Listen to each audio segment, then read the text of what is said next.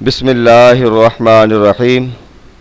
मुअज़्ज़ज़ व मोहतरम नाज़रीन व सामीन और अज़ीज़ तलबा व तालिबात, प्रोफेसर डॉक्टर हाफिज़ मोहम्मद मुश्ताक आपसे मुखातिब है और आप सुन रहे हैं doctor Hafiz Mohammad Mushtaq YouTube channel. Lecturer के वो तमाम उम्मीदवार जो आजकल पब्लिक सर्विस मिशन के थ्रू लेक्चरशिप के इम्तहानात की तैयारी कर रहे हैं, और मैं उम्मीद करता हूं कि वो अच्छे तरीके से तैयारी कर रहे होंगे और अपने अपने सब्जेक्ट से रिलेटेड मटेरियल इकट्ठा कर रहे होंगे।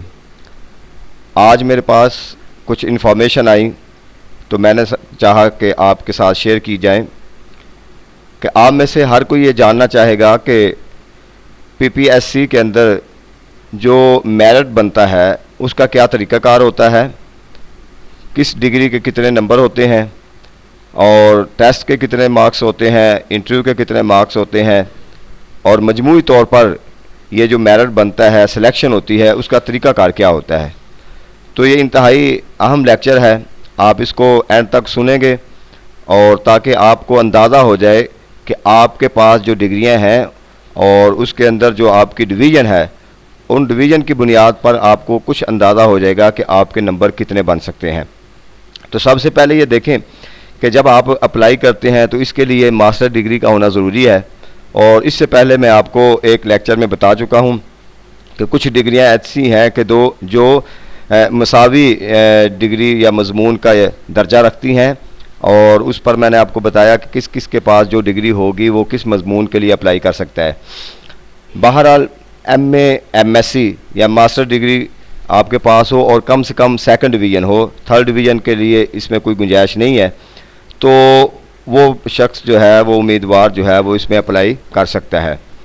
अब आपके जो एकेडमिक मार्क्स होंगे, आपकी जो डिग्रियां होंगी, उसके जो मैक्सिमम मार्क्स हैं वो उन्होंने 40 रखे हैं, यानी 40 नंबर हैं। ये 40 नंबर की जो तकसीम है वो इस तरीके से है कि मैट्रिक के 5 नंबर हैं, एफए या एफएससी के 7 नंबर हैं, बीए और बीएससी के 11 नंबर हैं, और एमए और एमएससी के 17 नंबर हैं। तो इस तरीके से ये जो डिग्रियों के नंबर बनते हैं ये सारे 40 बनते हैं।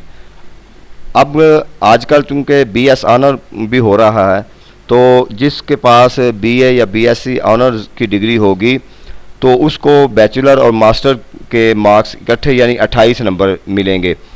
तो इस तरीके से यानी दोनों सूरतों में अगर बीए है और एमए अलग है, या बीएससी और एमएससी अलग है, या बीएस ऑनर है, तो दोनों शक्लों में उसको जो टोटल नंबर डिग्रियों के बनेंगे वो 40 हैं।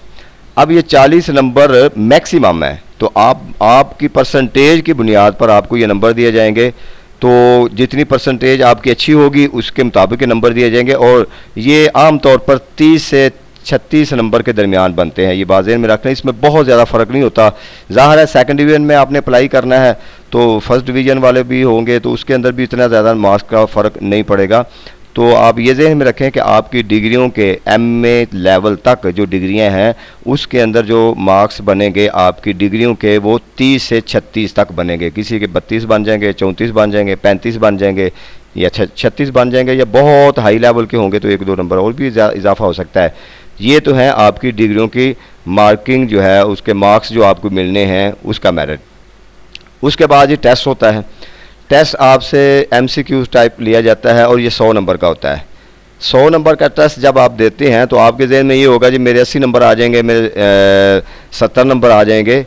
ये इस तरह नहीं होता। ये 100 नंबर का टेस्ट जो है, अब जब उनके पास चला जाता है, अब उसको 100 की बजाय वो 50 कंसीडर करते हैं, उसको 50% जो है ना हाफ कर देते हैं। तो असल फ़र्ज़ कर लें आपने 100 में से 60 नंबर लिए, अब 60 के आप हाफ़ कर दें तो आपको 50 में से 30 नंबर यानी आपके अकाउंट होंगे। तो ये भी आपको ज़हन नशी होना चाहिए कि आप जो टेस्ट 100 नंबर का देकर आते हैं तो उसके 100 नंबर आपको नहीं, उनमें से नहीं मिलेंगे, बल्कि वो 50 में से उसकी परसेंटेज के मुताबिक उसके वो हाफ़ कर लेते हैं वो नंबर। तो 100 नंबर का टेस्ट आपका वो 50 नंबर का हो गया। इसी तरीके से जो आपने नंबर लिए उसको भी उन्होंने आधे कर दिए। अब लास्ट मरहला है इसका जो बड़ा ही इम्पॉर्टेंट है, वो है इंटरव्यू। इंटरव्यू के 100 नंबर होते हैं। अब आप देख लें कि दोनों को मिलाकर डिग्रियों के 40 नंबर थे और उसके बाद आपके टेस्ट के नंबर मिल गए, तो वो आप पे डिपेंड करता है आप कितने लेते हैं। और ख़ाली जो इंटरव्यू है इसके 100 नंबर होते हैं और इसके अंदर जो है लोग बैठे होते हैं वो 3 से 4 लोग होते हैं। एक नुमाइंदा होता है पीपीएससी का जो उनका बाकायदा मेंबर होता है, वहाँ पर उनकी ड्यूटी होती है। और उसके साथ बाज़ औक़ात एक माहिर नफ्सियात भी बैठा होता है, बाज़ औक़ात नहीं भी बैठा होता, लेकिन आपके सब्जेक्ट से रिलेटेड लोग बाकी बैठे होते हैं। तो ये आपका जो इंटरव्यू शुरू होता है, ये सबसे पहले जो पीपीएससी का जो नुमाइंदा होता है वो आप स्टार्ट करता है। वो आपसे सबसे पहले आपसे इंट्रोडक्शन पूछता है, ज़ाती नोयत के सवालात करता है और इसके लिए आपको 2 मिनट दिए जाते हैं कि आप अपना तारुफ़ करवाएं। तो आप अच्छे तरीके से अपना इंट्रोडक्शन जो है वो ज़हन नशीं करके जाएँ, कोशिश कर लें, इंग्लिश में अगर कर सकते हैं तो इस्लामियात उर्दू वाले जो हैं वो बेशक उर्दू में करवा दें। तो उसके अलावा जो है जो बाकी लोग हैं वो आपसे 3-3 या 4-4 सवाल पूछेंगे और आपकी जो है वो जो मज़मून होगा उससे रिलेटेड सवाल पूछेंगे। तो ये जो आपका इंटरव्यू होगा ये मिनिमम 5 मिनट का और मैक्सिमम आधे घंटे तक भी हो सकता है। और जिस उम्मीदवार का इंटरव्यू लेंथी हो और वो समझ जाए कि उसकी सिलेक्शन के चांसेस ज़्यादा हैं, क्योंकि वो उसकी छानबीन अच्छे तरीके से करते हैं और जिसको वो जल्दी फ़ारग कर दें इसका मतलब है कि वो उससे मुतमईन नहीं है। तो आपका इंटरव्यू के अंदर उनको मुतमईन करना ये इंतहाई अहमियत का हामिल है। ये इंशाल्लाह आप जब इंटरव्यू का मौका आएगा उस पर मज़ीद इंशाल्लाह आपको लेक्चर जो है ना इस पर मैं डिलीवर करूँगा कि इंटरव्यू की तैयारी कैसे करनी है, कैसे जाना है, इंटरव्यू का तरीक़ाकार क्या है।